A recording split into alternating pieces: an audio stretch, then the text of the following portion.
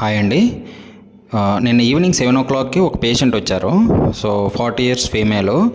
తను నిన్న ఈవినింగ్ వాళ్ళ ఇంటి దగ్గర కట్టెల పొయ్యితో వంట చేయడానికి కోసము అగ్గిపుల్లతో వెలిగించే టైంలో అగ్గిపుల్ల మిస్ఫైర్ అయ్యి కంట్లో గుచ్చుకుందనమాట. చూసారా ఎలా అయిందో? ఆ వైట్ పోర్షన్ అంతాను ఎపీ డిఫెక్ట్ అయిపోయిందనమాట. ఎపీ డిఫెక్ట్ అంటే పైన లేయర్ అంతా ఊడిపోయింది. వంట చేసేటప్పుడు కూడా చాలా జాగ్రత్తగా ఉండాలి. సో ఇంకోటి ఏంటంటే, ఇప్పుడు ఆ రెడ్ సర్కిల్లో ఉంది చూడండి, బర్నింగ్ అయిపోయింది.